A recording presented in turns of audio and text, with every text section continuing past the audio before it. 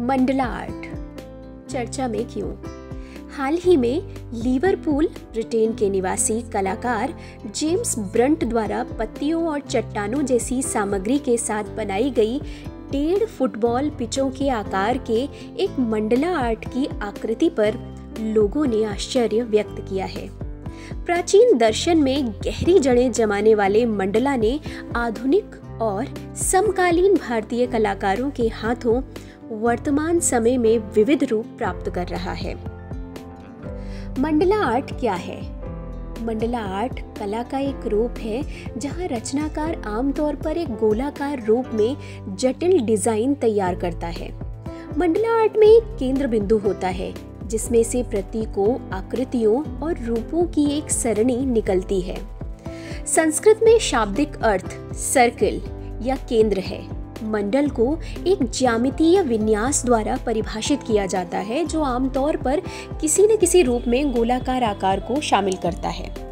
माना जाता है कि इसकी जड़ें बौद्ध धर्म में हैं जो भारत में पहली शताब्दी ईसा पूर्व से अस्तित्व में आई थी। हिंदू धर्म में मंडला इमेजरी पहली बार ऋग्वेद 1500 से 500 ईसा पूर्व में दिखाई देती है। मंडला आर्ट का मूल भाव। ऐसा माना जाता है कि मंडल में प्रवेश करके और उसके केंद्र की ओर बढ़ते हुए ब्रह्मांड को एक दुख से आनंद में बदलने की ब्रह्मांडीय प्रक्रिया के माध्यम से निर्देशित किया जाता है। चक्र की 8 तीलियां बौद्ध धर्म के अष्टांग मार्ग का प्रतिनिधित्व करती हैं। ऐसे अभ्यास जो पुनर्जन्म से मुक्ति दिलाते हैं। कमल का फूल संतुलन को दर्शाता है और सूर्य ब्रह्मांड का प्रतिनिधित्व करता है। हिंदू धर्म में एक मंडल या यंत्र एक वर्ग के आकार का होता है जिसके केंद्र में एक वृत्त होता है। आधुनिक भारतीय मंडला कला। प्राचीन दर्शन में गहरी जड़ें जमाने वाले मंडला ने आधुनिक और समकालीन भारतीय कलाकारों के हाथों विविध रूप प्राप्त किए हैं। तांत्रिक और नवतांत्रिक आध्यात्मिक आंदोलनों से जुड़े मुख्य धारा के कलाकारों द्वारा किए जाने वाले अभ्यास में इसका केंद्रीय स्थान है।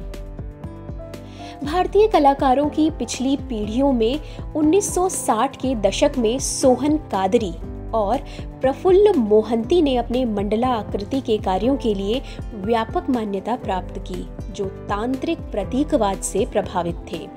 ऐसी मंडला आकृतियां जो तांत्रिक दीक्षा के अनुष्ठानों में भी उपयोग किए जाते हैं। ज्यामितीय रचनाओं ने बीरेन डे जीआर संतोष, शोभा ब्रूटा और प्रसिद्ध एस.एच. रजा जैसे कलाकारों के कामों को प्रभावित किया है जिन्होंने मंडला बिंदु को ब्रह्मांड के केंद्र और ऊर्जा और जीवन के स्रोत के रूप में देखा है।